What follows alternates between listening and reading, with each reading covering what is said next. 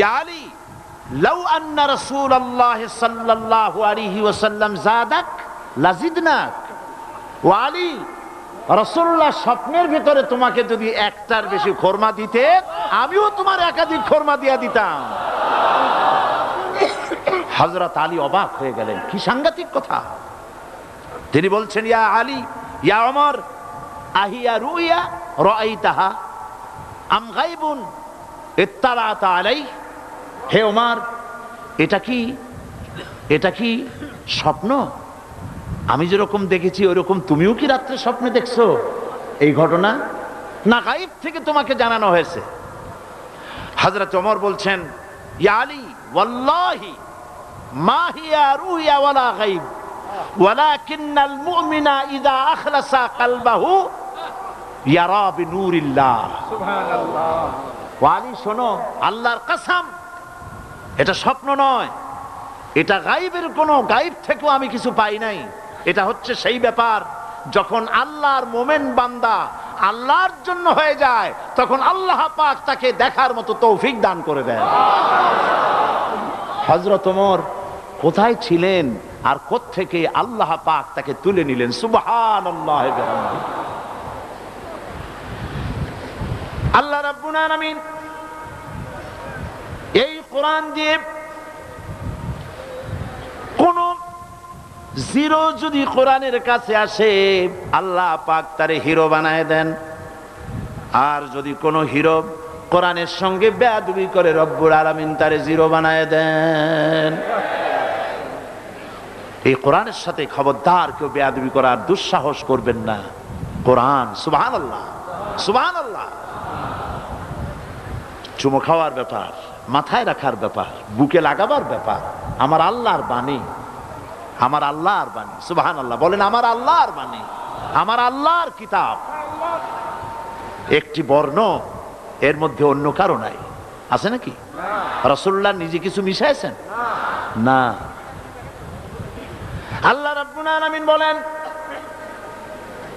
আমার নবী যদি ওয়ালাউ তাকাওয়ালা আলাইনা বা'দাল আকাওয়িল, আমার নবী যদি নিজের থেকে কোনো কথা বানাইয়া কোরআনের ভিতরে ঢুকায় দিতেন, আমি আল্লাহ রাব্বুল আলামিন তার ডান হাতটারে চেপে ধরতাম, আর তার কণ্ঠ নালিকা আমি আল্লাহ পাক কেটে ফেলে দিতাম। মানুষের কোনো কথার মধ্যে নাই অবিকল। রাসূলের কাছে যেমন আসছে, আমাদের কাছে অবিকল সেরকম আছে। সুবহানাল্লাহ। কতদিন থাকবে? ইলা ইয়াউমিল কিয়ামা। কতদিন থাকবে? কিয়ামত পর্যন্ত। আমাদের মধ্যে কিছু ভাইরা আছেন যারা বোঝেন না বলে বলেন যে কোরআন এটা আলেম ওলামাদের ব্যাপার, এটা আমরা সাধারণ পাবলিক এগুলা বুঝবো না। সুতরাং আসো, মুরব্বীরা কি কয়, অন্যরা কি বলে, এইগুলি হাদিস আলোচনা করি, অমুক সেইটা বলি। কোরআন সাধারণ মানুষের বোঝার ব্যাপার না। এরকম বলা হয় কিনা বলুন? বলা হয় কিনা? কোরআনের বিরুদ্ধে পরিচালিত এগুলি একটি ষড়যন্ত্র, কনস্পিরেসি। ওরা নিজেদের অজান্তে এই কথাগুলি বলেন। যারা বলেন কোরআন আমাদের বোঝার ব্যাপার নয়, আলেম ওলামাদের ব্যাপার, এটা ষড়যন্ত্রের একটি অংশ। তার মানে হলো আল্লাহ পাক এমন একটা কিতাব নাজিল করছেন যা আলেমরা ছাড়া আর কেউ বুঝবে না। একটা কথা হইলো, তাহলে এটা নাজিল করার দরকারটা কি? হ্যাঁ, ব্রাহ্মণদের মতো। হযরত মাওলানা ঠিকই বলেছেন, ব্রাহ্মণরা যেমন বলে যে বেদ আমাদের, সাধারণ হিন্দুরা বুঝবে না। আর সাধারণ হিন্দুরা বেদ যদি ধরে, লোয়ার কাস্ট বর্ণশ্রেণীর হিন্দুরা যদি কোরআনে স্পর্শ করে, 14 গোষ্ঠী নরকে যাবে। কোরআন কি ওই রকম? এখন কোরআন বোঝা সহজ না কঠিন?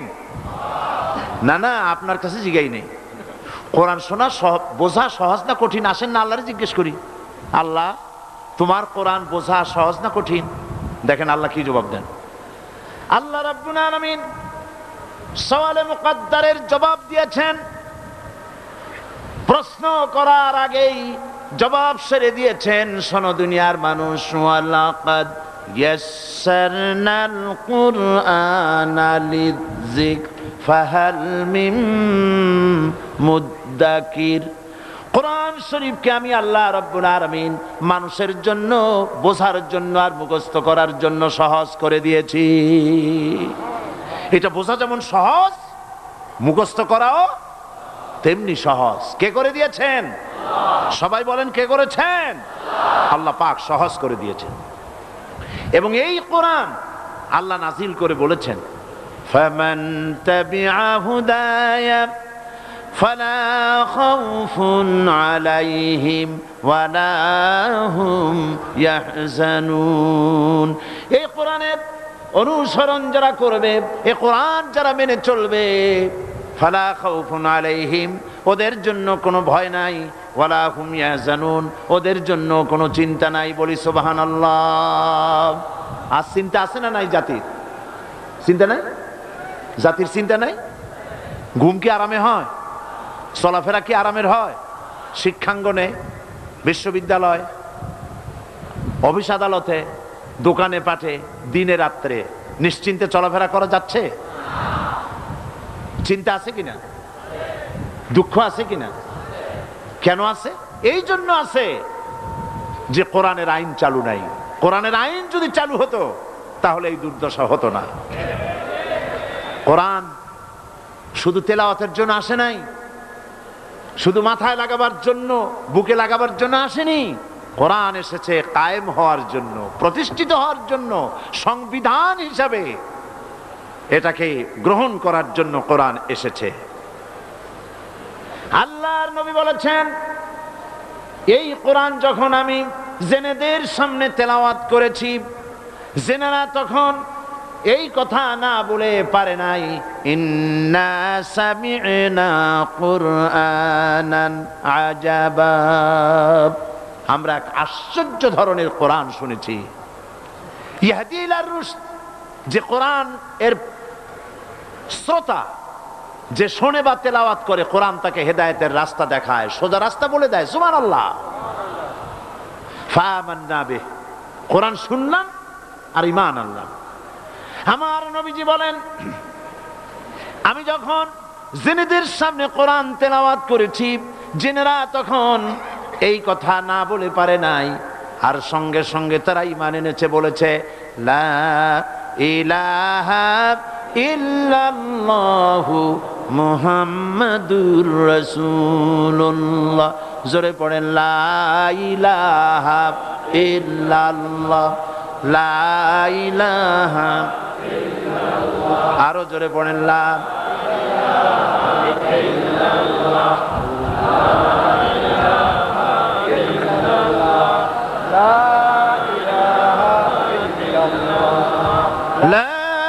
ইলাহা ইল্লাল্লাহ, মুহাম্মাদুর রাসূলুল্লাহ।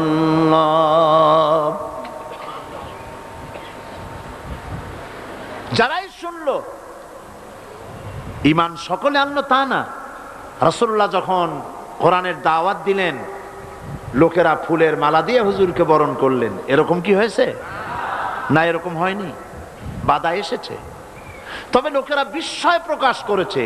রাসূলুল্লাহ সাল্লাল্লাহু আলাইহি সাল্লাম এত সুন্দর করে, এত সুন্দর সুন্দর কথা তিনি পান কোথায়? তারা ধারণা করেছে মুহাম্মদ সাল্লাল্লাহু আলাইহি সাল্লাম কবি হয়ে গেছে, ধারণা করেছে জেনেরা মুহাম্মদ সাল্লাল্লাহু আলাইহি সাল্লামকে সাহায্য করে। একবার তো রাসূল এই কথাগুলি কোথায় পান এটা বোঝার জন্য রাসূলুল্লাহর ঘরের চতুর্দিকে আবু জাহেল গিয়ে দাঁড়িয়েছে, ওতবা সাহেবা গিয়ে দাঁড়িয়েছে, আবু সুফিয়ান গিয়ে দাঁড়িয়েছে। একজন আর একজনের খবর জানে না। উদ্দেশ্য, রাসূলুল্লাহ এই সুন্দর কথাগুলি কোত্থেকে বলেন, কে শিখায় দেয়? গভীর রজনীতে নবীজি তার আদত মুবারক অনুযায়ী কোরআন শরীফ যখন তেলাওয়াত শুরু করে দিয়েছেন, ঘরের চতুর্দিকে দাঁড়িয়ে কাফের বেঈমানেরা কোরআন শরীফ শুনছে আর নড়তে পারে না। এক একজনের ধারণা হলো আরো একটু শুনি তারপরে বাড়ি যাব, আরো একটু শুনি তারপরে বাড়ি যাব। এমনি করে করে চারটি কাফেরের জন্য ফজরে রক্ত হয়ে গেল। দাঁড়ানো থেকে বসার সময় কেউ পায় নাই। এ কথা ধ্রুব সত্য। কোরআনের আকর্ষণ ভিন্ন। সুবহানাল্লাহ বলেন। আমি বারবার বলেছি, আজ বলি, এই লাখো জনতার এই উপচে পড়া উত্তাল ঢেউ পয়সা খরচ করে আনা হয়েছে? বলেন, আপনাদের বাস ভাড়া, রিক্সা ভাড়া দেওয়া হয়েছে? বরং জীবনের ঝুঁকি নিয়ে আসছেন, ঠিক কিনা? জীবনের ঝুঁকি নিয়ে এসছেন, পয়সা খরচ করে জীবনের ঝুঁকি নিয়ে কোরআন শুনতে এসেছেন। আমি বারবার বলেছি, এই উপচে পড়া জনতার আকর্ষণ, আল্লাহর কসম, এই আকর্ষণ সাইদি নয়, এই আকর্ষণ আল্লাহ রাব্বুল আলামিনের কোরআনে আযীম। লা শাক্কা ফীহি ওয়ালা রাইবা, এতে সন্দেহের কোনো অবকাশ না। আমি একথাও বিশ্বাস করি, আমাদের ছেলেরা যারা মিছিল করেছে, আমাকে আসতে দেবে না বলে সুইসাইড বাহিনী গঠন করেছে। আহারে, সুইসাইড অর্থ কি? আত্মহত্যা। আর আত্মহত্যা করা কবিরা গুনাহ। যারা আত্মহত্যা করে তাদের জায়গা জাহান্নাম। আত্মহত্যা যারা করে তাদের জায়গা কোথায়? তোমরা তো জাহান্নামে যাচ্ছিলে। কোরআনের জন্য, কোরআনের তাফসীর মাহফিলের জন্য শাহাদাত স্কোয়াড গঠন হয়েছে শুনে ওরা সুইসাইড বাহিনী গঠন করেছে। শয়তানে শিখাই দিছে যে ওরা তো বেহেশত গেল, তোরা তোদের সিট বুক কর জাহান্নামে। নাউযুবিল্লাহ। আমি বিশ্বাস করি, যারা সুইসাইডাল বাহিনী গঠন করেছিল, যারা বিরোধিতা করেছিল, আর আজকের মাহফিলের কোনো না কোনো জায়গায় দাঁড়িয়ে বা বসে আছে। আকর্ষণ কোরআনের। আকর্ষণ কিসের? আল্লাহর কসম, কোরআনের। ওদের শরীরেও মুসলমানের রক্ত আছে, মুসলমানের রক্ত আছে, অবশ্য মিসগাইডেড। আল্লাহ ওদের হেদায়েত করুন, বলেন আমিন। ওই সেই 1979 সনে যেখানে যাই খালি হরতাল। গিয়াস কামাল চৌধুরী সাহেব, গিয়াস কামাল চৌধুরী, ওই যে ভয়েস অফ আমেরিকার প্রতিনিধি, তিনি আমাকে এক জায়গায় দেখা হলো। ওই সময় বললেন, আপনি জানেন? আমি বললাম, কি জানি? কই যে আমরা হিসাব রাখছি, আপনার বাংলাদেশে কোনো এক ব্যক্তির বিরুদ্ধে এত হরতাল হয় নাই। 56টা হরতাল হয়েছে আপনার বিরুদ্ধে, একার বিরুদ্ধে। মানে আমি যাওয়ার আগে হরতাল শরীফ গিয়ে উপস্থিত, তাফসীর মাহফিল বাধা দেওয়া। তো ওই সময় একটা পত্রিকায় একজন একটা লেখা লিখছিলেন। তিনি এখন একজন মন্ত্রী, প্রতিমন্ত্রী, আমি নাম নেব না। তিনি তখন লিখেছিলেন, হরতালও সফল, তাফসীরও সফল। তো আমি হেডিং দেখে চিন্তা করলাম, লিখলু কি? এত বড় লেখা, তো দেখি কি। তো অনেক লম্বা লেখা লিখছেন। এক পর্যায়ে লিখছেন যে হরতাল হলে পরে সাইদি যেখানে যাচ্ছে হরতাল হয়ে যাচ্ছে, হরতাল ঘোষণা করতেছে। তো হরতাল হলে পরে দোকান বন্ধ, স্কুল বন্ধ, কলকারখানা বন্ধ, বাজার ঘাট বন্ধ। বিকেল বেলায় কারো কোনো কাজ নাই, সব গিয়া তাফসীর মাহফিলে হাজির। তো ঠেকাবা কেমন? এটা হচ্ছে কোরআনের আকর্ষণ। সুবহানাল্লাহ। 89 সাল। হ্যাঁ, 89, জি সরি, 89। আমাদের ছেলেরা যারা তোমরা বিরোধিতা করেছিলে, একটু তাকায় দেখো তো মাহফিলটার দিকে। কত লক্ষ টাকা দিয়ে এরকম একটা সমাবেশ তোমরা করতে পারবে? এই মানুষ তো জাদু করে আনা হয় নাই, পয়সা দিয়ে আনা হয় নাই, কোরআনের আকর্ষণে এসেছে। সুবহানাল্লাহ বলেন। কাজী বাধা দিও না, বসেন, বাধা দিও না, তোমাদেরই ক্ষতি হবে, তোমাদের ভাগ্যের ক্ষতি হবে। চট্টগ্রামের প্যারেন্টস, মা বাপ, তাদেরকে বলি, এসব ছেলেরা তো মঙ্গল গ্রহ থেকে আসে নাই, ঠিক কিনা? বলেন, মঙ্গল গ্রহ থেকে আসছে? দিল্লি বা ব্যাঙ্গালোর থেকে এসেছে, আমাদেরই ছেলে।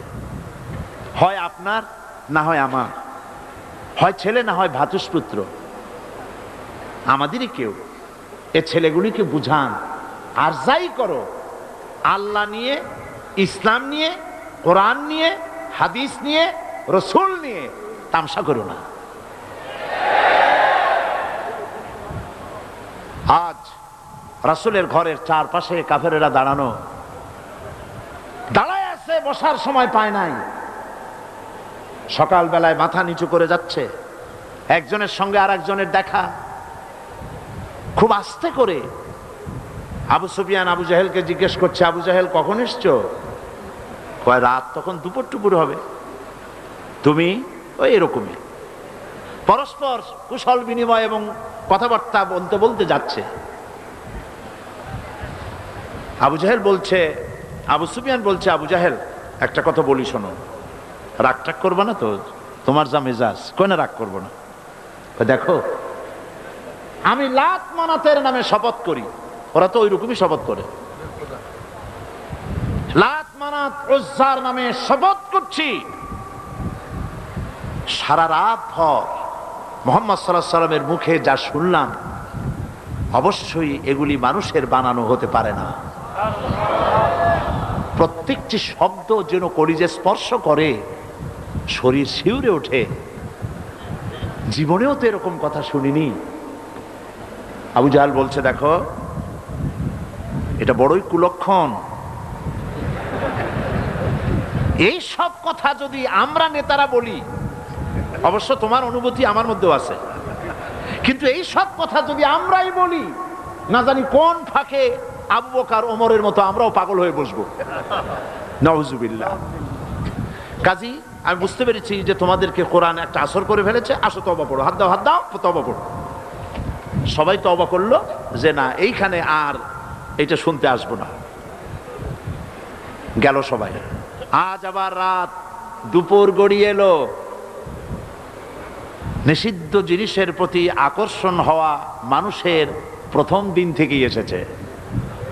মানব স্রষ্টা সৃষ্টির সেই প্রথম দিন থেকেই নিষিদ্ধ জিনিসের প্রতি আকর্ষণ। গভীর রাত্রে আবু জাহাল ভাবছে, আমার হাতে যখন তওবা পড়েছে, ওরা কেউ ভয়তে আসবে না, আমি একা। আজকে মজা করে শুনবো মুহাম্মদ সাল্লাল্লাহু আলাইহি সাল্লামের মুখে আল্লাহর কালাম। আবু সুফিয়ান, উতবা, সাইবা তারাও ভাবছে, উনি নিজে যখন তওবা পড়াইছে, উনি কে তওবা ভাঙবে? উনি আসবেন না। কাজী আমি তো একা একা গিয়ে আজকে শুনবো মুহাম্মদ সাল্লাল্লাহু আলাইহি সাল্লামের মুখে আল্লাহর কালাম। সবাই এরকম করে করে একে অপরের অজান্তে আবার খাড়া হয়ে গেছে। প্রত্যেক রজনীর অভ্যাস মোতাবেক আল্লাহ নবী গভীর রাত্রে আবার তেলাওয়াত শুরু করেছেন। এই সব লোকগুলি ঘরের চতুর্দিকে দাঁড়িয়ে শুনতে শুনতে শরীর যেন অবশ হয়ে যায়। আজ রাত শেষ হওয়ার আগে এরা মনে করল আজ আর ভোর করা ঠিক না, কারণ আমরা সবাই তওবা পড়েছি। যদি কারো সামনে পড়ি, তওবা ভঙ্গের কারণে আসামি হয়ে যাব। কাজী দৌড় মারো। দৌড় মারছে। অন্ধকারের ভিতরে একজন গিয়ে আরেকজনের ঠ্যাঙ্গে বাড়ি লাগছে। আবু জাহেল ভয় পাইছে। কে? কয় যে আমি আবু সুফিয়ান। তুমি কে ডাকো? আমি আবু জাহেল। আরে পাগল, কালকে তওবা করলে আজকে আসলি কেন? বেটা বেশি মাতবারি করিস না, তুই আসলি কেন সেটা কো আগে।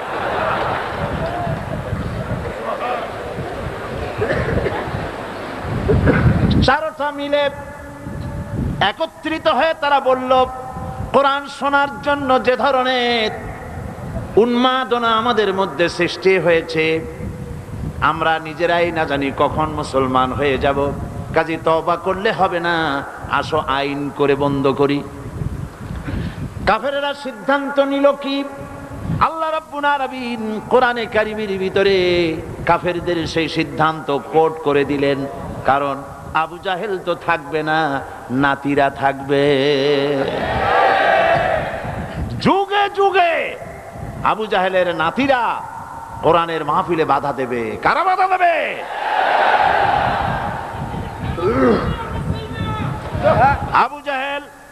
দুনিয়া থেকে বিদায় হয়েছে, তার প্রেতাত্মা দুনিয়া থেকে বিদায় হবে না।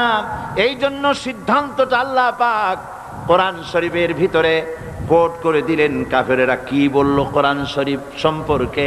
ওয়াকালান্নাযীনা কাফারু লা তাসমাউ লিহাযাল কুরআনি ওয়ালগাউ ফীহি লাআল্লাকুম তাগলিবুন। খবরদার, কাফেররা সিদ্ধান্ত নিল কোরআন শোনো না,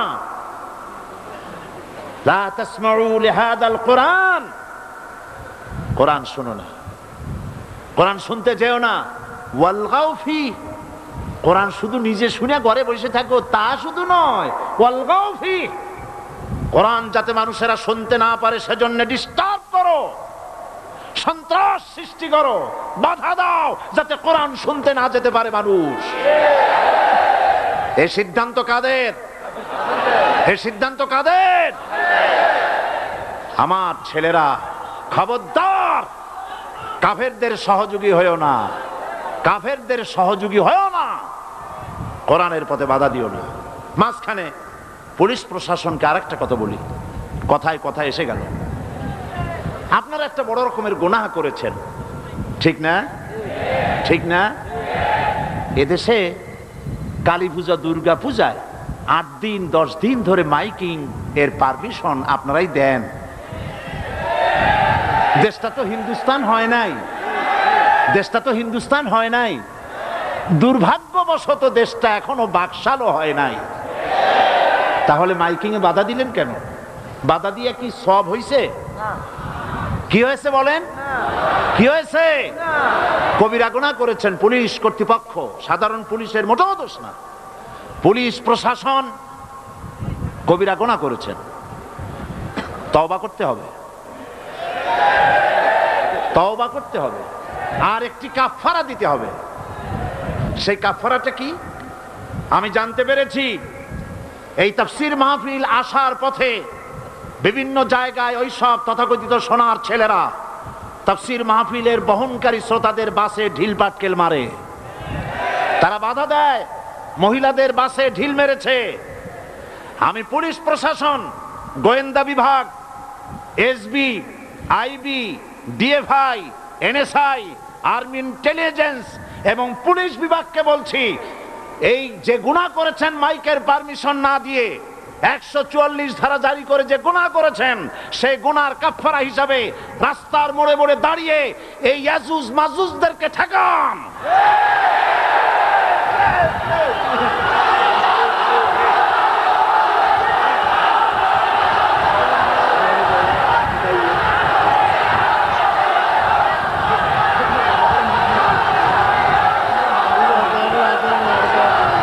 আল্লাহ পাক তৌফিক দিন, বলেন আমিন।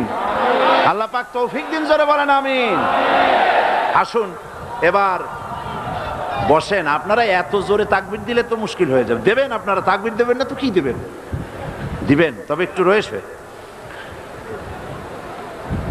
কোরআন, সুবহানাল্লাহ সুবহানাল্লাহ, কোরআন নিয়ে যেন বাঁচতে পারি, কোরআন নিয়ে যেন মরতে পারি, কোরআন নিয়ে যেন কবরে যেতে পারি, কোরআনের নূর দিয়ে যেন আমাদের কবরগুলি আল্লাহ মুনাওয়ার করে দেন, কিয়ামতের দিন কোরআনের সুপারিশ জন্য আল্লাহ আমাদের নসিব করে দেন।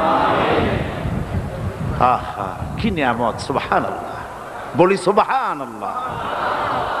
এখন এই কোরআনে কারীমের তাফসীর ভূমিকা অনেক লম্বা করলে তাফসীর করা মুশকিল হয়ে যাবে, সেজন্য চলুন আমরা তাফসীরের দিকে এগোই। তাফসীর মানে ব্যাখ্যা, আলোচনা। আচ্ছা আপনারা বলেন তো, জেন, দুষ্ট জেন আর ভূত প্রেতে যদি আসর করে তাহলে কোরআন শরীফের কোন আয়াত পড়তে হয়? জি ওলামারা বলেন না, আয়াতুল কুরসি। কোনটা পড়তে হয় বলেন? কোনটা? চট্টগ্রাম তাফসীর মাহফিল উপলক্ষেও কিছুটা ভূত প্রেতের আসর হয়েছে। এই ভূত প্রেতের আসর থেকে রক্ষা করার জন্য সকলে আমার সাথে পড়েন যথারীতি।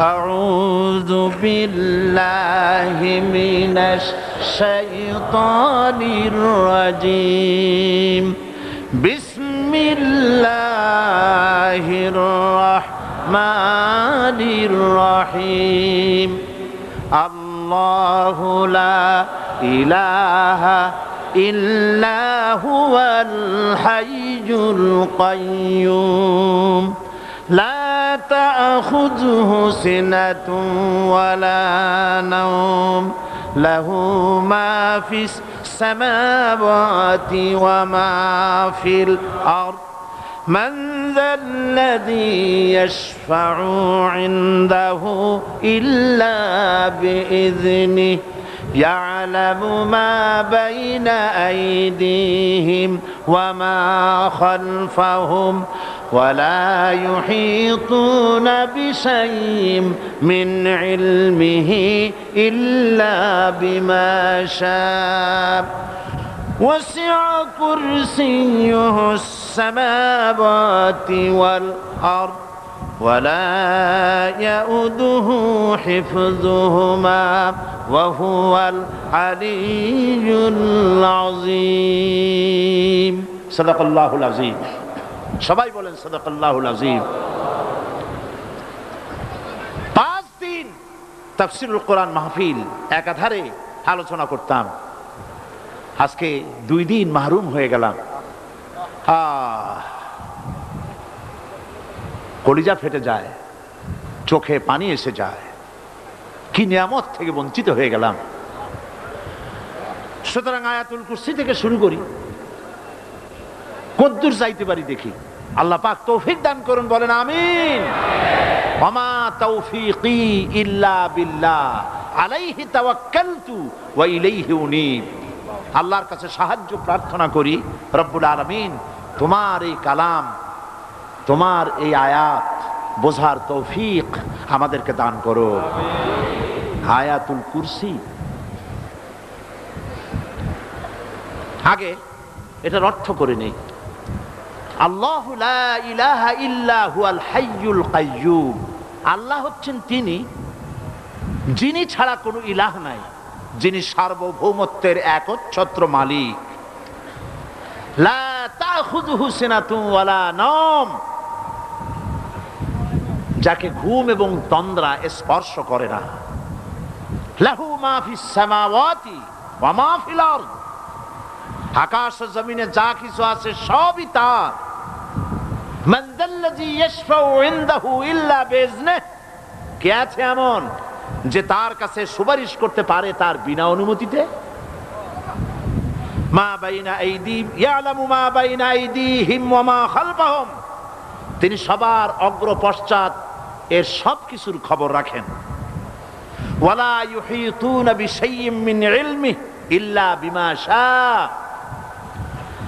তার জ্ঞাত বিষয়ের কিছুই মানুষ নিজেদের আয়ত্তে আনতে পারে না। অবশ্য আল্লাহ যদি কাউকে কিছু দিতে চান, ওয়াসিআ কুরসিয়্যুহুস সামাওয়াতি ওয়াল আরদ, তার একচ্ছত্র ক্ষমতা এবং কর্তৃত্ব আকাশ এবং জমিনকে পরিব্যাপ্ত করে রেখেছে।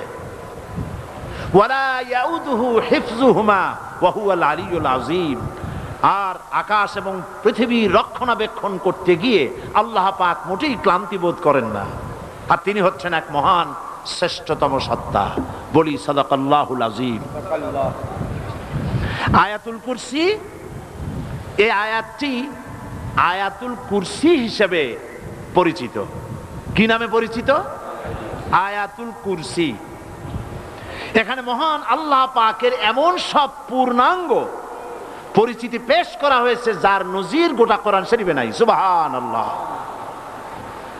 তাই হাদিস শরীফে এই আয়াতটিকে শ্রেষ্ঠ আয়াত বলা হয়েছে। কোরআন শরীফের কি আয়াত? শ্রেষ্ঠ আয়াত বলা হয়েছে। আমরা প্রত্যেকটি ফরজ নামাজের পরে এই আয়াতে কারিমা পড়ে থাকি, ঠিক কিনা বলেন? আল্লাহর নবী বলেছেন প্রত্যেক ফরজ নামাজের উপরে আয়াতুল কুরসি যে ব্যক্তি পাঠ করবে, কিয়ামতের দিন আল্লাহ রাব্বুল আলামিন ওই ব্যক্তির ব্যাপারে সিদ্ধান্ত নেবেন, আল্লাহ তাকে জান্নাত দান করে দিবেন। হতে পারে এবার আপনারা কেউ কেউ মনে করতে পারেন বাস ওয়াজ আর না শুনলে চলবে, আয়াতুল কুরসি পড়বো আর জান্নাতে চলে যাব। না, বিষয়টা এমন নয়। বিষয়টা হচ্ছে এই আয়াতুল কুরসির মধ্যে এমন কিছু কথা আছে যা বুঝে যদি পড়ে আর আমল করে আল্লাহ পাক কিয়ামতের সিদ্ধান্ত নেবেন, জান্নাত দিয়ে দিবেন। সুবহানাল্লাহ, বলেন সুবহানাল্লাহ। এর কারণ হলো আয়াতুল কুরসির মধ্যে আল্লাহ পাক সার্বভৌমত্বের কথা বলেছেন। আজ আমরা স্লোগান দেই সব সমস্যার সমাধান। ও মাশাআল্লাহ, চট্টগ্রামের সবাই বোধহয় এই পরিচিত স্লোগানটা জানেন না। জবাব তো আপনারা জবাব দিতে পারলেন না কেন? সব সমস্যার সমাধান দেন স্লোগান আপনারাই।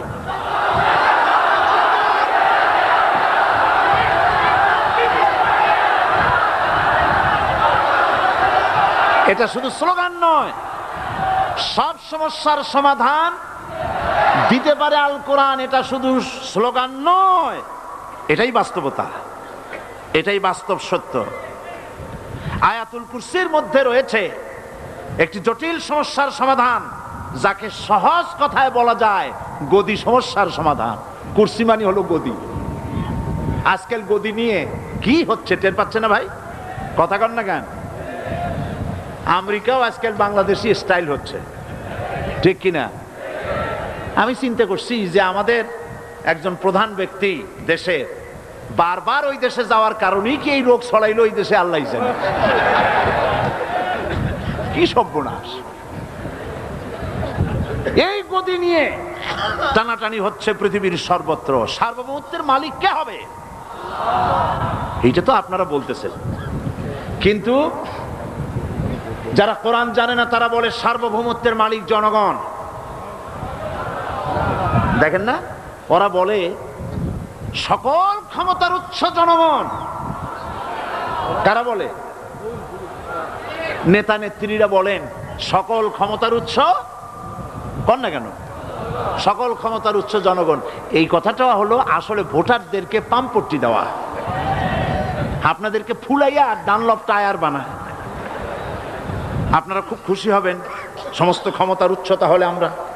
আরে বাবারা, তোমরা সকল ক্ষমতার উৎস যার পেট ভরা ময়লা, নাকের মধ্যে ছাতা, দাঁতে ছাতা, তুমি হবা সকল ক্ষমতার উৎস। আহার ক্ষমতার ঠেলায় একটা সাপ দেখলে ভয়তে সিট হয়ে পড়ো, সাইকেলের টায়ার বাস্ট হইলে হার্ট ফেল করে। সকল ক্ষমতার উৎস, সকল ক্ষমতার উৎস জনগণ।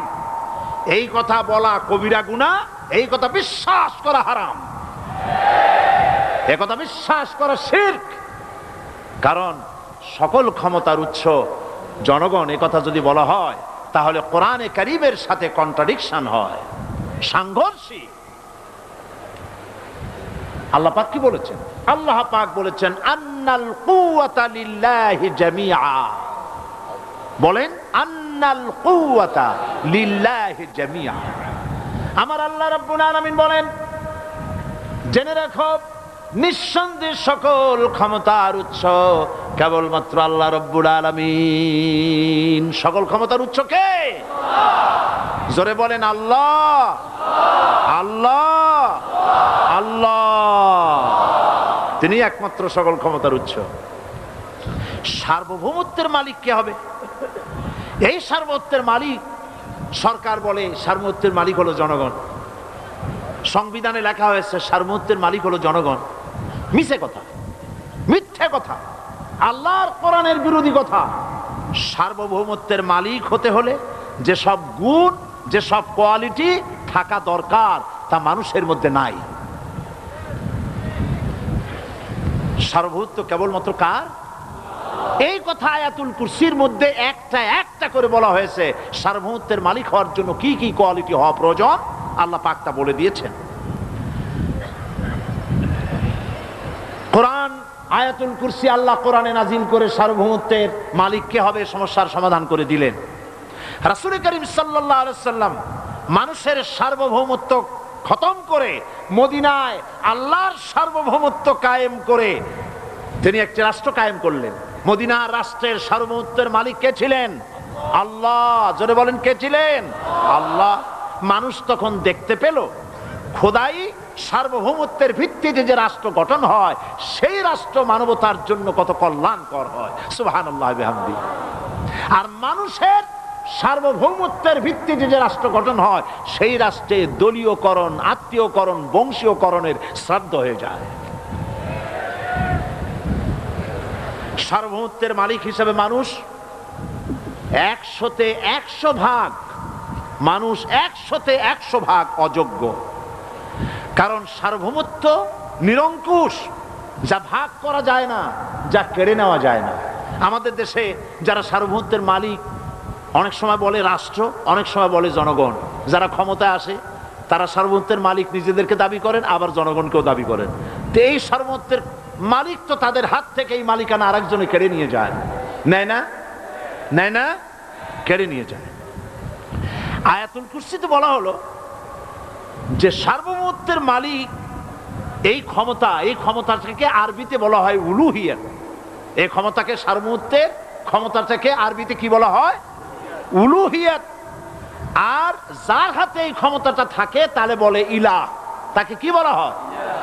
আল্লাহ রাব্বুল আলামিন আয়াতুল কুরসির শুরুতে এই কথাটাই বলে দিলেন, আল্লাহু লা ইলাহা ইল্লা হুয়াল হাইয়ুল কাইয়্যুম।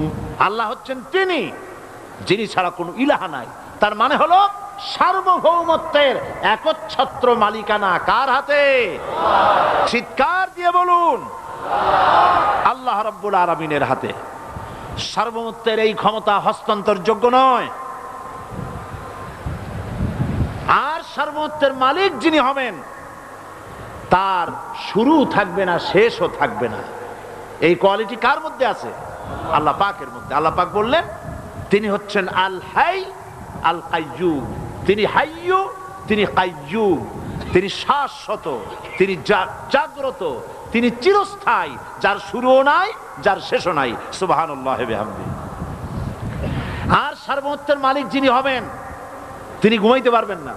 কারণ তিনি যদি ঘুমায় থাকেন, জায়গায় থাকা অবস্থায় কু হয়ে যায়, যায় না? আর্মিরা থাপ্পড় মারিয়ে দেশ নিয়ে যায়, নেয় কিনা কোন? সব দেশেই হইতে পারে, সব দেশেই হতে পারে। তোমাকে বধিবে যে গোকুলে বাড়ি শেষে, কাজী বলা যায় না কখন কি হয়ে যায়। এই সার্বভৌমত্বের মালিকানা নিয়ে যারা বসে আছে, যে কোনো মুহূর্তে তার হাত থেকে ক্ষমতা ছিনতাই হয়ে যেতে পারে, পারে কিনা?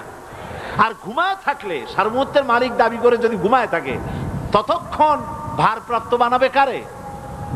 এই জন্য সার্বভৌমত্বের মালিক হচ্ছেন আল্লাহ পাক, যাকে ঘুম এবং তন্দ্রা স্পর্শ করে না। সার্বভৌমত্বের মালিকের কোয়ালিটি আল্লাহ পাক বলছেন, লা তাখুযুহু সিনাতুন ওয়ালা নাওম। পড়েন সবাই, লা তাখুযুহু সিনাতুন ওয়ালা নাওম। তার ঘুমও নাই, তন্দ্রাও নাই। হযরত মূসা আলাইহিস সালাম আল্লাহ পাকের কাছে একবার প্রশ্ন তুলেছেন, আল্লাহ পাক তুমি নাকি ঘুমাও না? আল্লাহ বলেন তুমি বিশ্বাস করো না? মূসা আলাইহিস সালাম বলছেন অবশ্যই বিশ্বাস করি। আল্লাহ পাক বললেন বিশ্বাস যদি করো তাহলে বুঝানো যাবে। হযরত ইব্রাহিম আলাইহিস সালাম বলেছিলেন আল্লাহ পাকের কাছে, কাইফা রব্বি আরিনি কাইফা তুহিল মাউতা। হে রব, তুমি আমারে দেখাও কেমনে তুমি মৃত্যুকে জিন্দাকে মৃত্যু করো, মৃত্যুকে জিন্দা করো, একটু দেখাও আমারে। আল্লাহ পাক বললেন আওয়ালাম তুমিন, বিশ্বাস করো না? ইব্রাহিম আলাইহিস সালাম সঙ্গে সঙ্গে বললেন বালা। নাম বললেন না। বালা মানেও হ্যাঁ, নাম মানেও হ্যাঁ, কিন্তু একটু বেশ কম আছে। তিনি নাম না বলে বালা বললেন। নামের অর্থ হলো হ্যাঁ, আর না বালার অর্থ হচ্ছে কেন নয়, অবশ্যই বিশ্বাস করি। ওয়ালাকিন লিয়াতমাইন্না কলবি। তবে আল্লাহ তুমি যদি চোখে দেখাও একটু, তাহলে এগুলি একটুখানি লিয়াতমাইন্না কলবি, আমার অন্তরাত্মা প্রশান্তি লাভ করবে যদি চোখে দেখতে পারি। আল্লাহ বলেন তাহলে তোমারে দেখাবো। আল্লাহ দেখাইলেন। মুসা আলাইহিস সালাম যখন বললেন যে আল্লাহ পাক তুমি আমার মৃত্যুকে জিন্দা করো কেমনে, তুমি ঘুমায় থাকো, না ঘুমায় পারো কেমনে? তোমার নাকি ঘুম নাই, তন্দ্রা নাই। আল্লাহ পাক বলেন বিশ্বাস করো না? বলে আমি বিশ্বাস করি। তো ঠিক আছে, তাহলে তোমার দেখাই। বললেন 1 গ্লাস পানি নিয়ে আসো।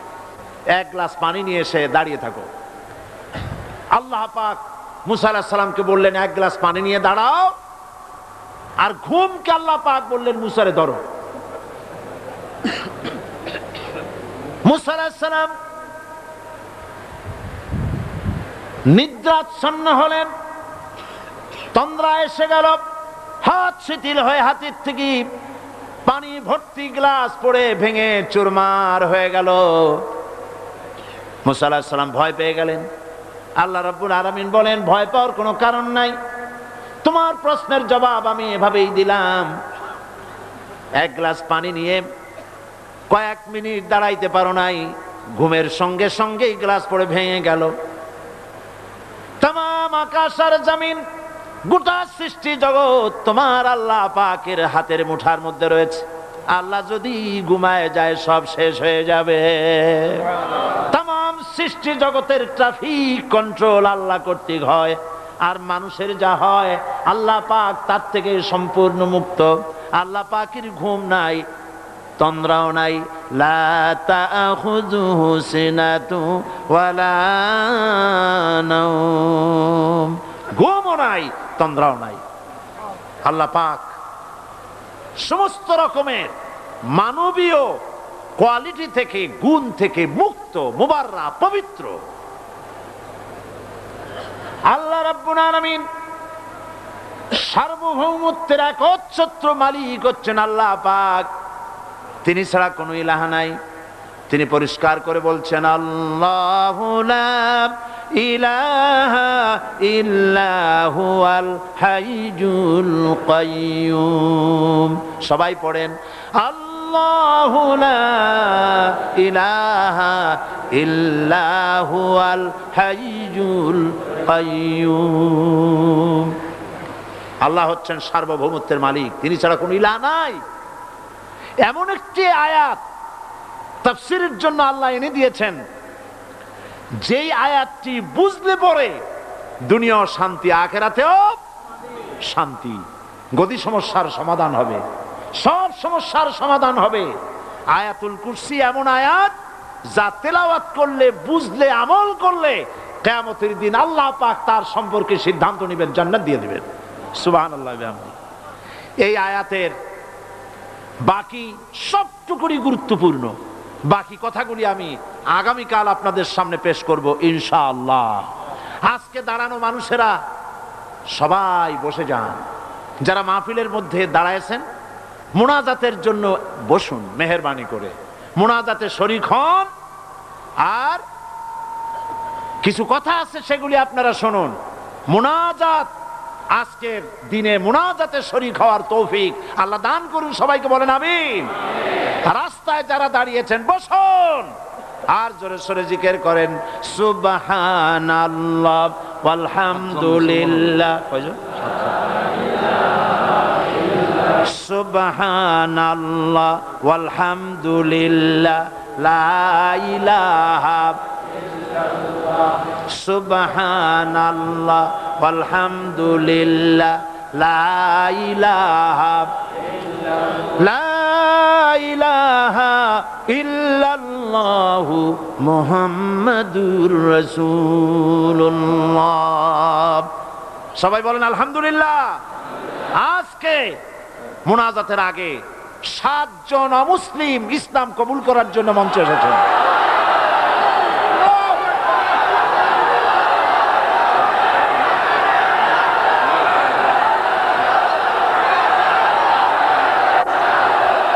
দাঁড়াবেন না, দাঁড়াবেন না,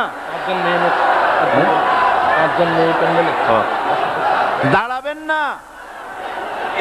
আরে ভাই দাঁড়াবেন না, বসেন না, বসেন বসেন।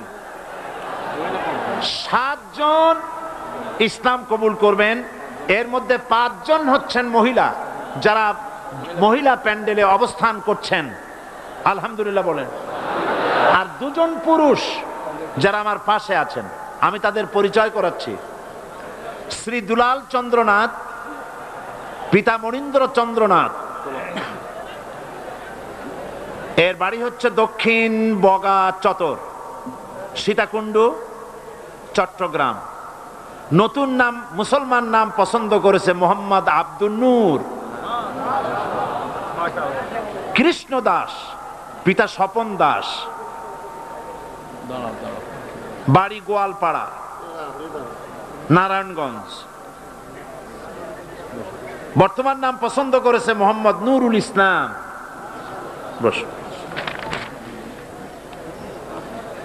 পূর্বের নাম পাখি, স্বামী মৃত উপেন্দ্র বাবু, হরিষাপুর টাউন, সন্দ্বীপ। নতুন নাম পছন্দ করেছে মোসাম্মদ পারুল বেগম। কল্যাণী বালা, স্বামী মৃত স্বপন সাহা, বাড়ি হরিশপুর টাউন, সন্দ্বীপ। মুসলমান নাম পছন্দ করেছে মোসাম্মদ হোসনে আরা বেগম। রানীবালা, পিতা মৃত স্বপন সাহা, হরিশপুর টাউন, সন্দ্বীপ।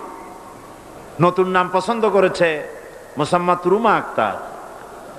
অঞ্জনা বালা, পিতা মৃত স্বপন সাহা, গ্রাম হরিষাপুর টাউন, সন্দ্বীপ। নতুন নাম পছন্দ করেছে মোসাম্মদ রেহানা আক্তার। সুমা বালা, পিতা মৃত স্বপন সাহা, হরিশপুর টাউন, সন্দ্বীপ, একই পরিবারের। নতুন নাম পছন্দ করেছে মোসাম্মদ রুকাইয়া বেগম। এই 7 জন এখন ইসলাম কবুল করছেন। যে 5 জন সম্মানিত মহিলা ইসলাম কবুল করার জন্য মহিলা প্যান্ডেলে অবস্থান করছেন, আপনারা আমার সাথে সাথে উচ্চারণ করুন। আর তোমরা দুজন দাঁড়াও। ওমান শামশাহর থেকে ইঞ্জিনিয়ার হাসান আপনার জন্য, আপনার কাছে সালাম বলছি। আচ্ছা, আমি ওমান থেকে আসছি। ও, কি নাম তোমার এখন? আমার নাম দুলাল।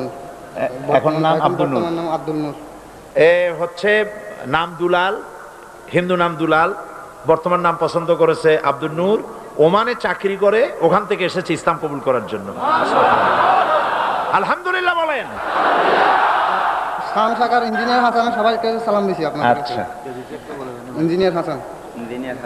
তো তোমরা পড়ো লা ইলাহা লা ইলাহা ইল্লাল্লাহু ইল্লাল্লাহু মুহাম্মাদুর মুহাম্মাদুর রাসূলুল্লাহ। রাসূলুল্লাহ। আল্লাহ ছাড়া আল্লাহ ছাড়া কোনো ইলাহা নাই, কোনো ইলাহা নাই, মাবুদ নাই, মাবুদ নাই, উপাস্য নাই, উপাস্য নাই, মুহাম্মদ মুহাম্মদ সাল্লাল্লাহু সাল্লাল্লাহু আলাইহি ওয়াসাল্লাম আলাইহি ওয়াসাল্লাম আল্লাহর আল্লাহর প্রেরিত প্রিয়রিত রাসূল। রাসূল।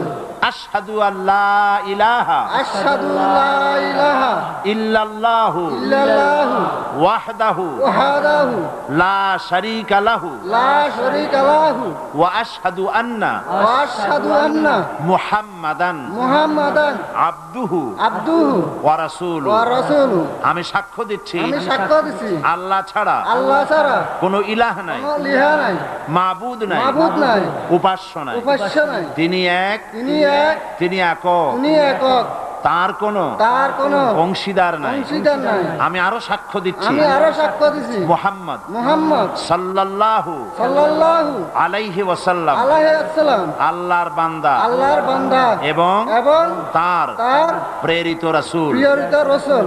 সকলকে বলো আসসালামু আলাইকুম। আসসালামু আলাইকুম। সবাই সালামের জবাব দেন। আমাদের এই 2 ভাই আর ভেতরে আমাদের 5 বোন। এক মুহূর্তে আগে এরা ছিলেন মুশরিক, অংশীবাদীতে বিশ্বাসী, আর পর মুহূর্তে এখন তারা আমাদের তাওহীদবাদী ভাই এবং ওরা আমাদের বোন। আলহামদুলিল্লাহ, আমরা সবাই গুনাহগার। এখানে যারা বসে আছি সবাই গুনাহগার, ছোট ছোট মাসুম বেগুনা বাচ্চারা ছাড়া।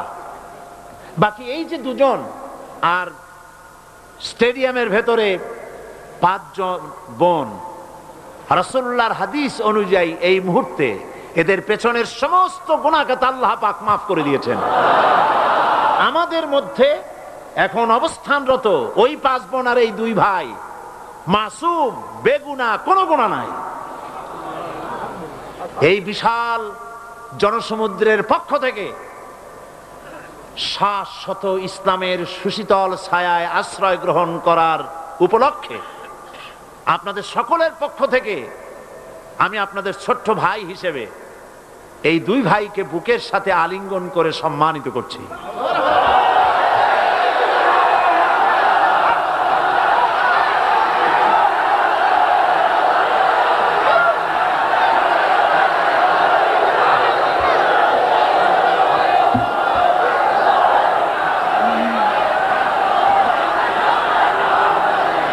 প্রিয় বন্ধুগণ, আমরা সবাই বলি আলহামদুলিল্লাহ। আফসোস হয় যে 2টা দিন করতে পারলাম না। ওই 2টা দিন তাফসীর হলে কত না অমুসলিম ইসলাম কবুল করতো। আহা, কি সর্বনাশ হলো! আহা, কত মানুষ হেদায়েত পেত। আহা, বন্ধুগণ, হযরত মাওলানা শামসুদ্দিন সাহেব, আমার দিল সাক্ষী দেয়, আমি তাকে বলবো আমার কথা আপনি না শোনেন, আমার দিল সাক্ষী দেয় তিনি আল্লাহর ওলি, বুজুর্গ বান্দা আল্লাহ পাকের সর্বজন শ্রদ্ধেয় ব্যক্তিত্ব। আল্লাহ তাকে হায়াতে তাইয়্যিবা সেহাতে কুল্লিয়া দান করুন। আল্লাহ তার দৃষ্টি শক্তি তুমি নিয়েছো, মৃত্যুর সময় দৃষ্টি খুলে দিয়ে রাসূলুল্লাহকে দেখতে দেখতে মরার তৌফিক দিও। আর মরার সাথে সাথে কবরের সাথে জান্নাতের সুড়ঙ্গ পয়দা করে দিও। তিনি আমার সাথে টেলিফোনে কথা বলে বলেছেন, চট্টগ্রামে কিয়ামত চলতেছে, আল্লাহর বান্দাদের কাছে যেতে পারতেছি না, আল্লাহর বান্দারা কাছে এসে পয়সাও দিতে পারছে না, এত বড় মাহফিল চালাবো কিভাবে? তাহলে আফসোসে আমার প্রাণ কেঁদেছে। চট্টগ্রামবাসীরা, শুরুতে যে কথা বলেছি, একদম শুরুতে সেই কথাটা আরেকবার স্মরণ করাই। আল্লাহর কসম, তাফসীরুল কোরআন মাহফিল জামাত শিবিরের একক সম্পদ নয়, মুসলমানদের সম্পদ, গোটা মুসলিম উম্মতের সম্পদ। এই বরকতপূর্ণ মুবারক মাহফিল আমার মনে পড়ে জামিউল আজহার, কায়রো, মিশর, সেখানকার একজন ওস্তাদ, বিশ্ববিখ্যাত জামে আজহারের ওস্তাদ, প্যারেড ময়দানে বক্তৃতা করে বলেছিলেন, প্রায় 60 ঊর্ধ্ব বয়স তার, বিলো 70। তিনি বক্তৃতা করতে গিয়ে সেই ওস্তাদ, হাদিসের ওস্তাদ, বিশ্ববিখ্যাত বিশ্ববিদ্যালয়, তিনি বলেছিলেন, কোরআন শরীফের এত বড় তাফসীরের মাহফিল আমি জীবনে পৃথিবীর কোথাও দেখি নাই। আপনারা বিশ্বাস করুন, সমগ্র বিশ্বে কোরআনের এত বড় তাফসীরের মাহফিল সারা দুনিয়ায় নাই। এই মাহফিলে যারা বাধা দিল, আল্লাহ তুমি তাদেরকে হেদায়েত দান করো, তুমি তাদের সুমতি দান করো, সে যেই হোক হেদায়েত দান করো।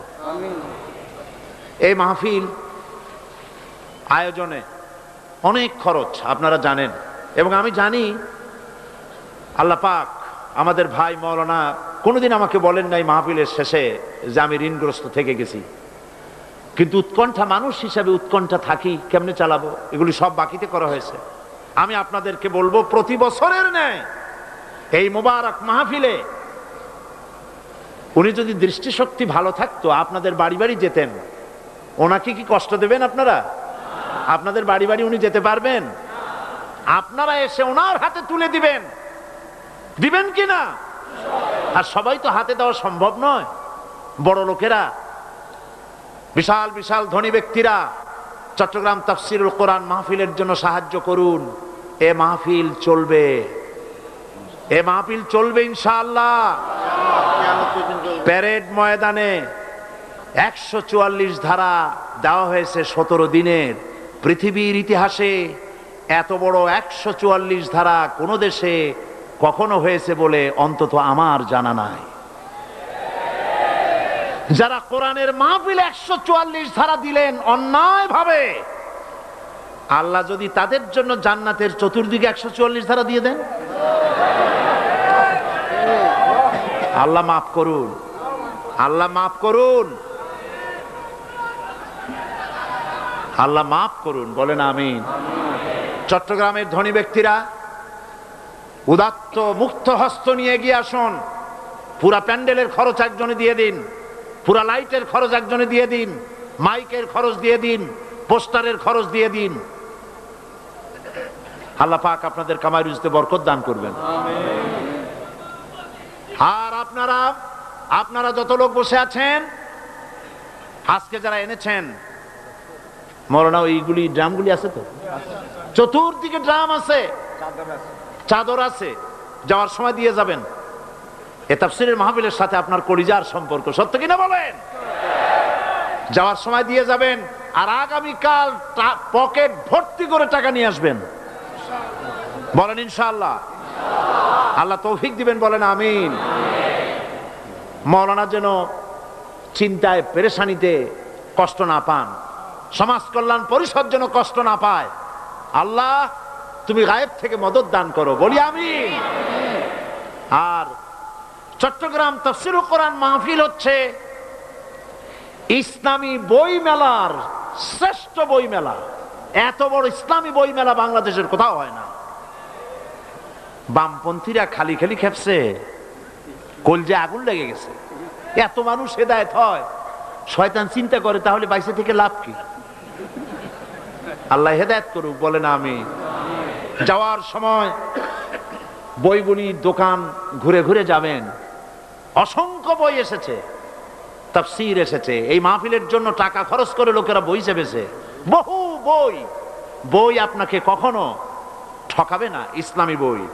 তাফসীর নিবেন, ফি জিলালিল কোরআন এসেছে, তাফহিমুল কোরআন এসেছে, বিশ্ববিখ্যাত তাফসীর তাফহিমুল কোরআন ফি জিলালিল কোরআন বাংলা হয়ে গেছে, বলেন আলহামদুলিল্লাহ, বলেন আলহামদুলিল্লাহ। প্রাণ ভরে কিনবেন আপনারা, আল্লাহ তৌফিক দিন, কোন আমিন। আর 2000 সনে আমার হজ করার কোনো নিয়ত ছিল না। হঠাৎ করিয়া হজের আগে, মাত্র কয়েকদিন আগে, বাদশাহ ফাহাদ তিনি বাংলাদেশে তাদের দূতাবাসের মাধ্যমে আমাকে রাজকীয় মেহমান হিসেবে দাওয়াত দিলেন হজ করার জন্য।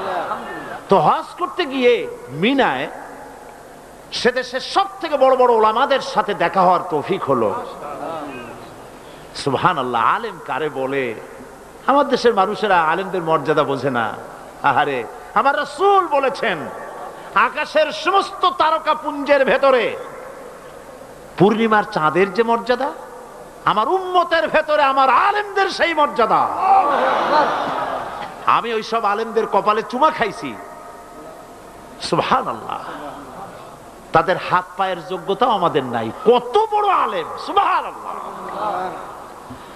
সৌদি আরবের সব থেকে বড় আলেম যিনি ইন্তেকাল করেছেন, বিন বাজ, নওয়ারাল্লাহু মারকাদাহু ওয়া জাআলাল জান্নাতা মাসওয়াহু। এত আলেম তার জানাজায় উপস্থিত হয়েছে। সৌদিরা বলেছেন আমাকে, হারামাইনুশ শরীফাইনে আলেম আর আলেম দিয়ে ভর্তি হয়েছে, লক্ষ লক্ষ আলেমেরা তার জানাজা পড়েছে, চোখের পানি দিয়ে তারে বিদায় করেছে। তিনিও নাবিনা ছিলেন, দৃষ্টিহীন ছিলেন। সুবহানাল্লাহ, কত বড় আলেম। আর ওনার পরে সৌদি আরবের সব থেকে শ্রেষ্ঠ আলেম হচ্ছেন শেখ মুহাম্মদ বিন সালেহ আল উসাইমিন। তার লেখা আয়াতুল কুরসির একটি তাফসীর আমাদের সকলকে উপহার দেওয়া হলো। বইটি পেয়ে আমি পড়লাম, দারুণ ভালো লাগলো। এবং আমি মনে করলাম যে শেখ মুহাম্মদ বিন সালেহ আল উসাইমিনের আয়াতুল কুরসির এই তাফসীর বাংলা ভাষী এর থেকে লাভবান হোক।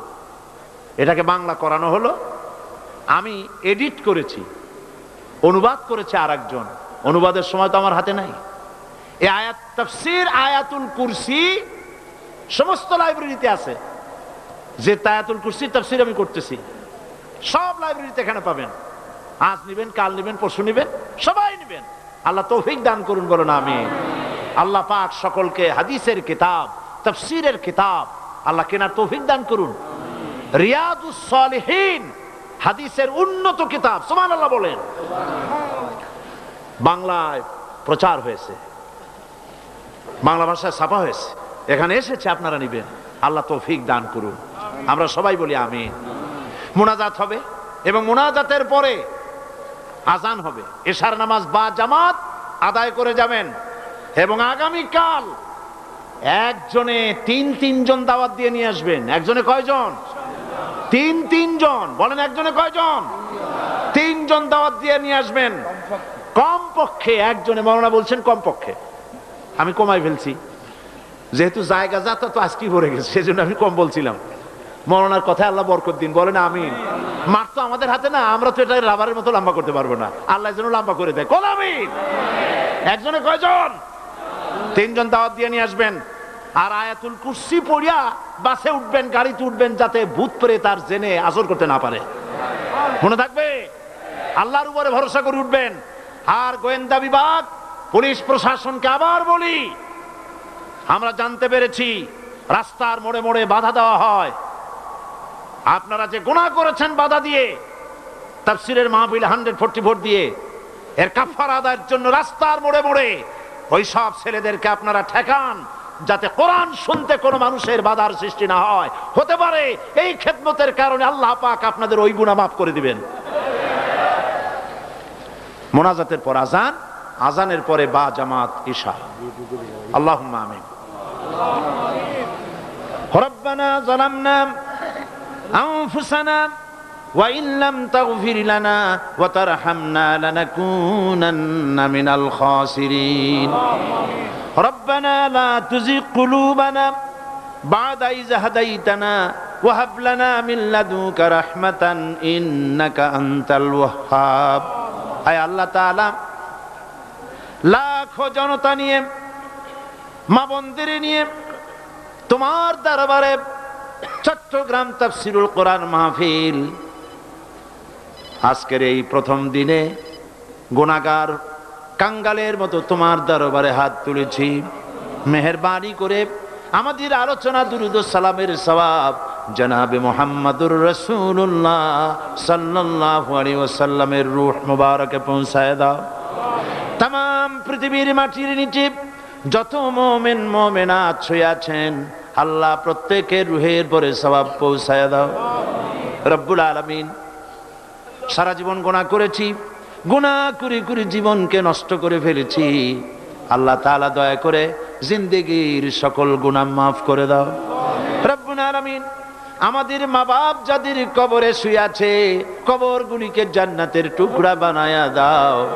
রব্বির হামহুমা কামা রব্বায়ানি সগীরা। সবাই পড়েন, রব্বির হামহুমা কামা রব্বায়ানি সগীরা। হায় আল্লাহ তাআলা, এই মুহূর্তে মনে পড়লো এই তাফসীরের মাহফিল প্রতি বছর যিনি উদ্বোধন করতেন বাইতুস শরফের হযরত পীর সাহেব কেবলা হযরত মাওলানা শাহ আব্দুল জব্বার সাহেব আমাদের থেকে বিদায় হয়ে গেছে। ওই সুন্দর চাঁদ মুখ আর তো আমরা দেখতে পাবো না। আল্লাহ তার কবরটাকে জান্নাতের টুকরা বানায়া দাও রব্বুল আলামিন। এই মাহফিল 5 দিন প্রতি বছর হয়। আল্লাহ তাআলা 2 দিন থেকে মাহরুম হয়ে গেলাম, যাদের কারণে আল্লাহ তাআলা তুমি তাদেরকে গজব দিও না, তুমি তাদেরকে শাস্তি দিও না মাবুদ। যারা এই কাজ করলো, বাধা দিল, আমরা সবাই মিলে তোমার কাছে মাপ চাই।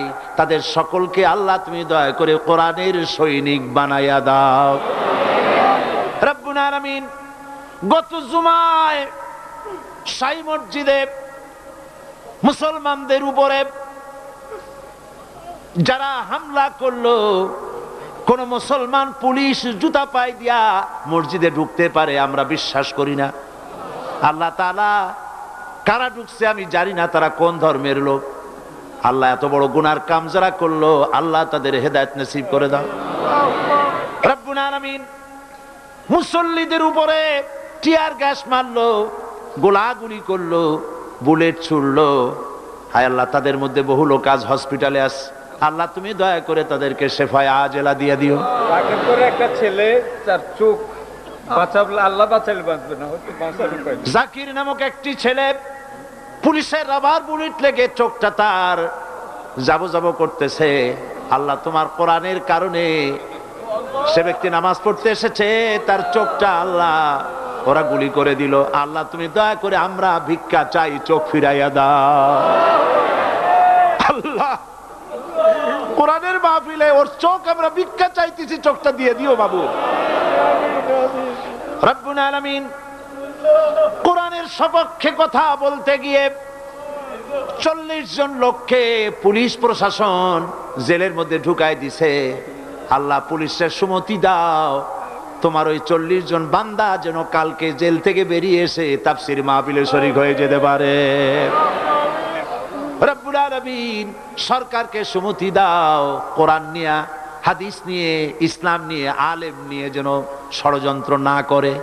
হায় আল্লাহ তাআলা তুমি দয়া করে সকলকে হেদায়েত নসিব করে দাও। এই মাহফিলে বহু টাকা প্রয়োজন মাবুদ, কোথা থেকে আসবে জানি না। আল্লাহ পাক তোমার বান্দাদের দিলকে নরম করে খরচ উঠাইয়া দিও। মা বোনেরা প্রতি বছর কষ্ট করে করে আসেন আর মাহফিলের পাশে পর্দার আড়ালে বসে শোনেন। আজকে তারা দেওয়ালের মধ্যে একটা ভিন্ন জায়গায় বসেছেন, তাদের ভালো করে বসতে দেওয়া গেছে কিনা আমি জানি না। মাবুদ গো দয়া করে মা বোনদেরকে, তারা যে আসেন আল্লাহ তাদের উপরে রহমত নাজিল করো। আল্লাহ তুমি তাদের এমন জীবন যাপনের তৌফিক দাও যাতে করে কিয়ামতে হযরত আয়েশা খাদিজার সঙ্গে হাসর নসিব হয়ে যায়। রব্বুল আলামিন আগামীকাল এবং পরশু যে মাহফিল হবে, এই মাহফিলগুলি তোমার কুদরতি নিজাম দিয়ে পরিচালিত করো। আর একটা দরখাস্ত করি, কোরআনের মাহফিলে বাধা দিয়ে সফল হতে না পেরে তারা পাগলের ন্যায় হয়ে আবল তাবল বকতেছে, পথে ঘাটে বাধা দিতেছে। আল্লাহ রাব্বুল আলামিন তোমার বান্দা বান্দিরা যারা মাহফিলে আসে তাদের জান মাল এর হেফাজতের দায়িত্ব আল্লাহ তুমি নিজ হাতে নিয়ে নিও। পথে ঘাটে আসা যাওয়ায় কোনো বান্দা বান্দি যেন আহত না হয়, নির্যাতিত না হয়। আল্লাহ যারা বাধা দিতে চেষ্টা করে ওদের কলজার মধ্যে জাহান্নামের ভয় ঢুকাইয়া দাও, ওদের কলজার ভিতরে মৃত্যুর ভয় ঢুকাইয়া দাও। আল্লাহ তুমি দয়া করে ওদেরকে হেদায়েত নসিব করে দাও। রব্বুল আলামিন তুমি দয়া করে এই মাহফিল কিয়ামত পর্যন্ত কবুল করে নাও। আরেকটা দোয়া করি, রব্বুল আলামিন আমি তোমার গোলাম, তোমার গোলামের মধ্যে, গোলামদের মধ্যে ছোট্ট গোলাম। আল্লাহ পাক আজ হোক কাল হোক আমাকে তুমি তোমার দরবারে নিয়ে নিবে, আমাকে বিদায় তো হতেই হবে। আল্লাহ পাক এই মাহফিল যেন শেষ না হয়, এই মাহফিল রব্বুল আলামিন কিয়ামত পর্যন্ত যেন চলে। এই মাহফিল এই এলাকাবাসীর জন্য রহমত বরকতের জরিয়া বানায় দিও। চট্টগ্রামের সমস্ত ব্যবসায়ীদের হালাল ব্যবসায় এই মাহফিল দিয়া বরকতের জরিয়া বানাইয়া দিও। আল্লাহ চট্টগ্রামবাসীরা সারা বছর তাকায় থাকে এই মাহফিলের জন্য, আল্লাহ তুমি তাদের রহমত করো, বরকত দাও।